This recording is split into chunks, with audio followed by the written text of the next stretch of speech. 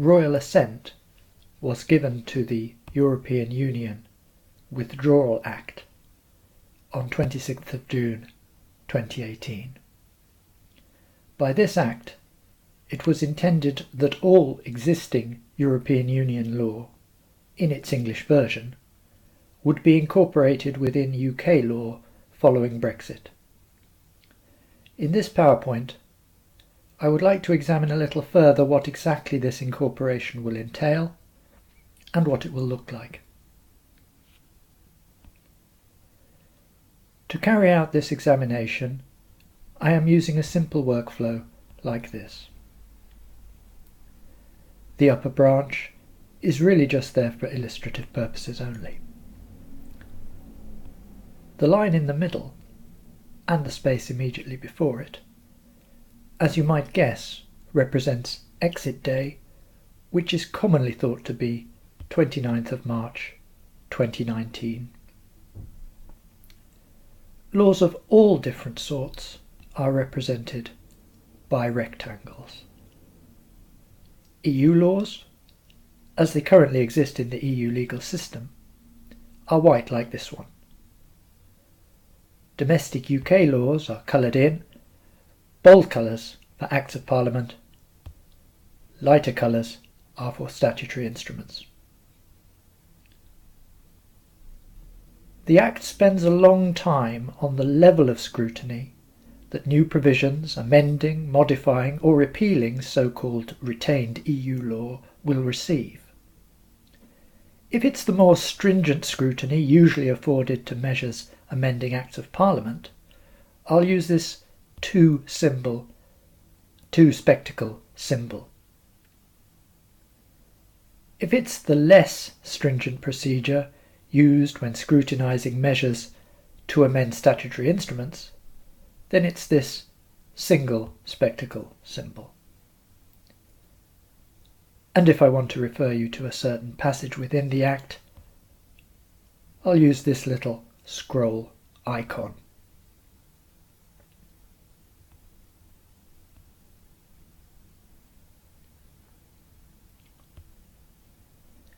Leaving aside the pre-existing domestic implementations of EU law, specifically or most commonly EU directives, there are three categories of so-called retained EU law, two of them deriving from Section 3 of the Act and the third from Section 4 of the Act.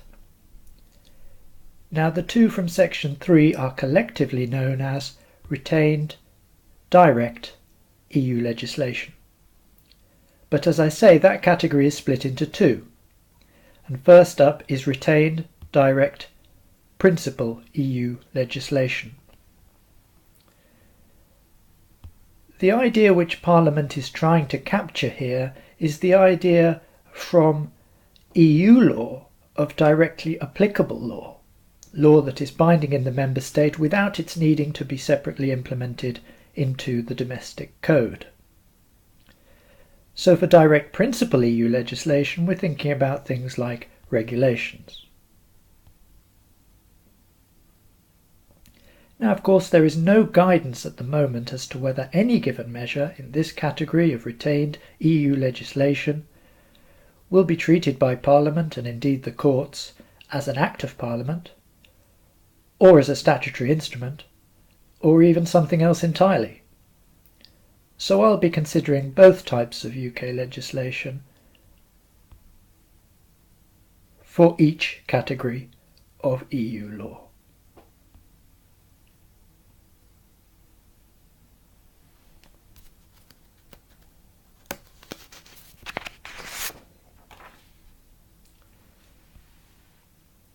Now the other subcategory of retained direct EU law is retained direct minor EU law, and here we're thinking of the other directly applicable measures, EU decisions, for example.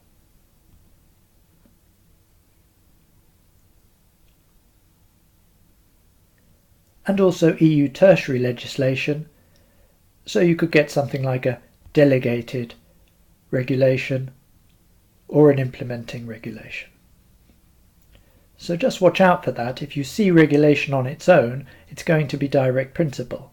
But if it's preceded by any other words like delegated or implementing, it's direct minor. And again, we'll be considering both types of UK legislation for all three types of retained EU law.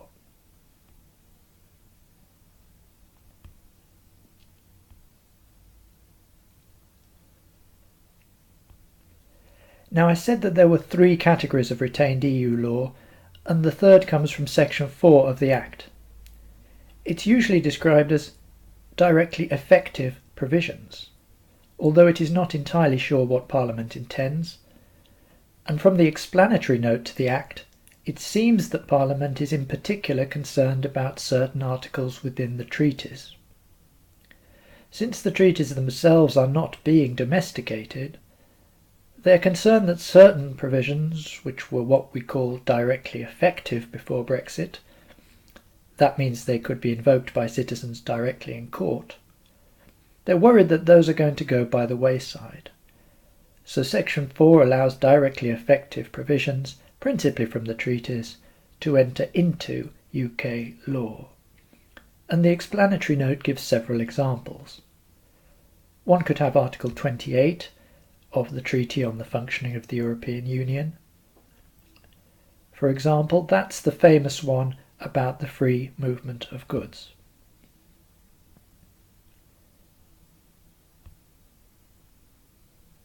We could have Article 110 of the TFEU about discriminatory taxation.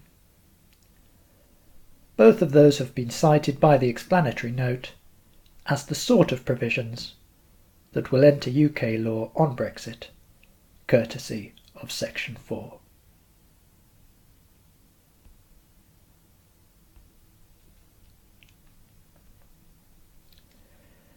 So let's take the three categories in turn. This time I'm going to take them in a slightly different order. We'll start with direct principle, retained EU law, then do direct effect, and finally direct minor. And that's because the Act seems to treat direct principle and directly effective provisions one way, but direct minor retained EU law another way, as we'll see.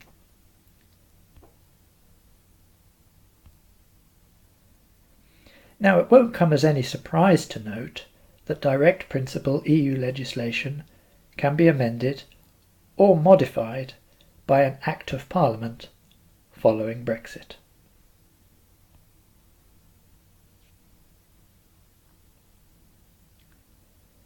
The complications come when we consider amendment or modification. The Act makes a distinction between these two, but it's not entirely clear what the distinction is yet. As I say, the problem comes when this amendment or modification takes place courtesy of a subsequent statutory instrument. Now let's imagine a subsequent statutory instrument brought into being via Henry VIII powers in an older Act of Parliament. Now the Act says that such a statutory instrument would be able to amend or modify direct principle EU legislation, but not if the enabling power was to amend or repeal a Northern Ireland order in Council. That's one caveat. And the other caveat is that the amendment or modification would have to be subject to the more stringent procedure for a minister amending or modifying primary legislation.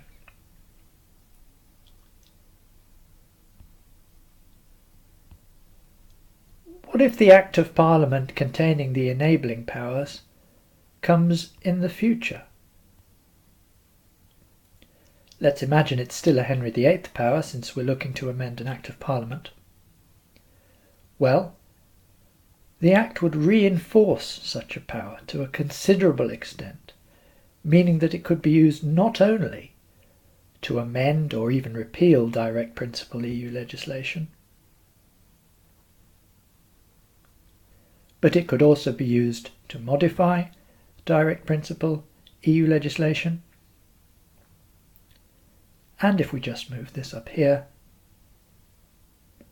that very same power could be used to modify directly effective provisions.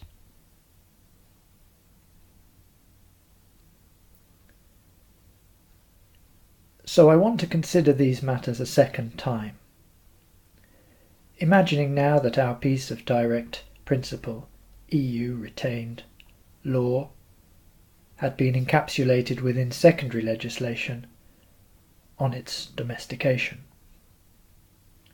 An Act of Parliament would obviously be in a position to amend, modify, and of course repeal any such piece of incoming direct principle EU law.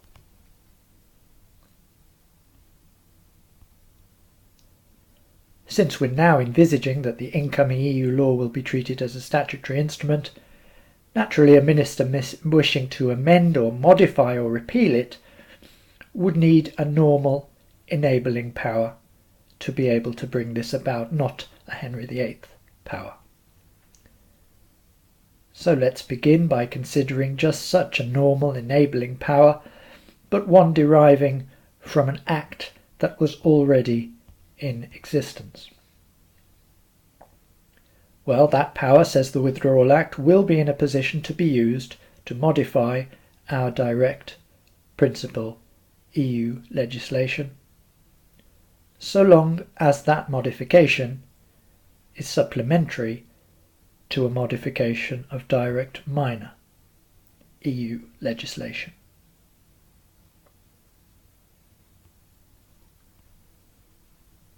And if our enabling power is in the future, then again it's given this extra strength by the Withdrawal Act to amend or even repeal retained direct principle EU legislation. It'll be able to allow a minister to modify such direct principle EU legislation. And that same power will also be able to be used by that same minister to modify directly effective provisions.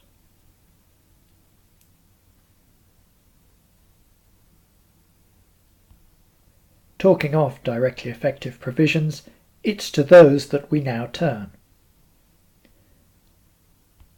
How could they be amended or modified, or of course repealed, after Exit Day?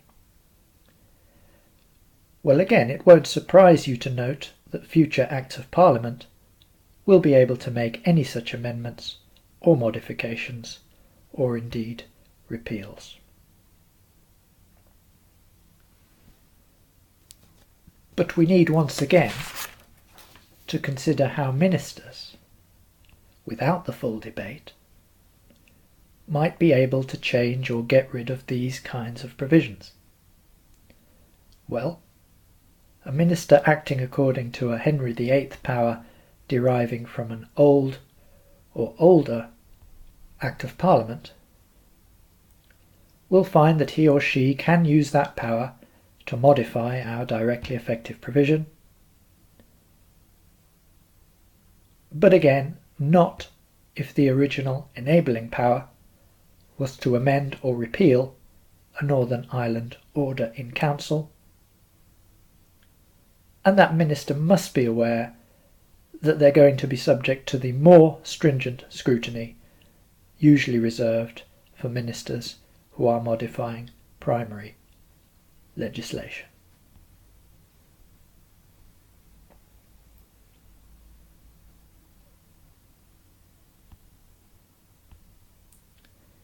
If the Henry VIII power were to be in the future, then it could be used to modify directly effective provisions as long as they're supplementary to a modification of direct minor retained EU law.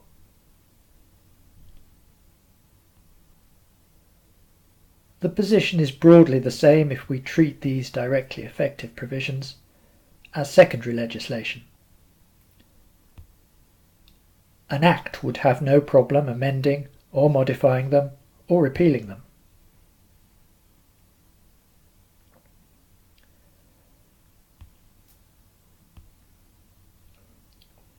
A pre-existing enabling power would also enable a minister to modify directly effective provisions, provided that the modification is supplementary to a modification of direct minor EU law.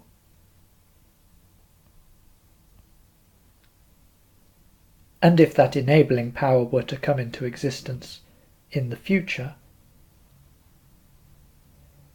modification would still be possible by a minister using that power, subject to the same caveat.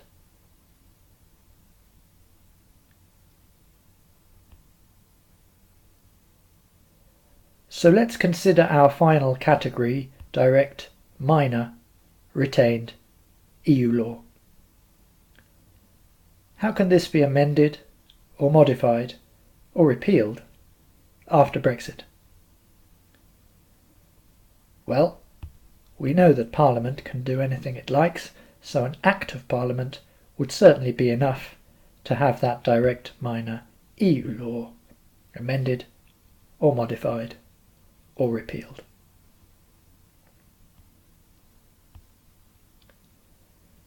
A pre-existing Henry VIII power would enable a minister to amend or modify such law. There are two caveats. The enabling power must not be one to amend or repeal a Northern Ireland order in council, and that amendment or modification is subject to the less stringent procedure.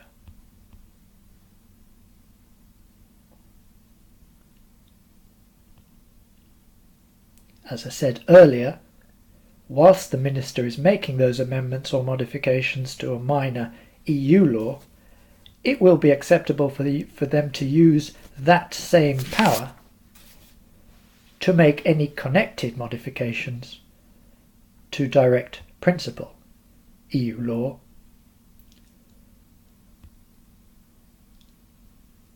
and that connected change would be subject to the same scrutiny as the change to which it was connected.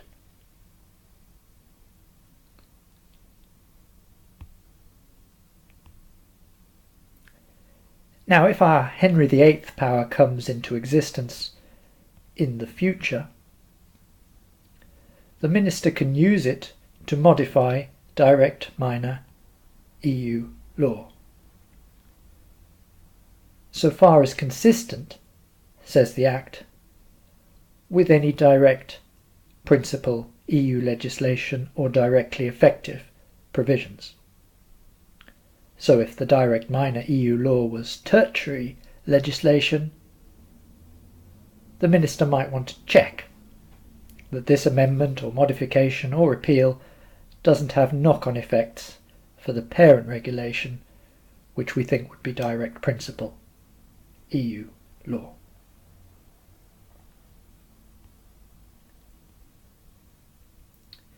And the situation is much the same were the direct minor EU law to be in the form of a statutory instrument. Amendment, modification, repeal, all perfectly possible by a subsequent Act of Parliament.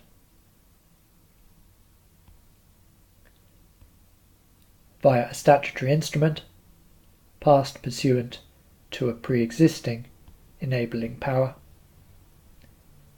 there'd be no trouble amending or modifying direct minor EU law so far as consistent.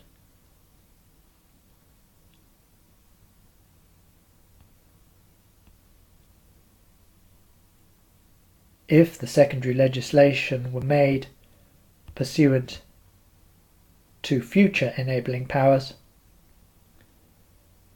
the Act tells us that modification of direct minor EU law would be quite possible by a minister, pursuant to those powers, so far as consistent.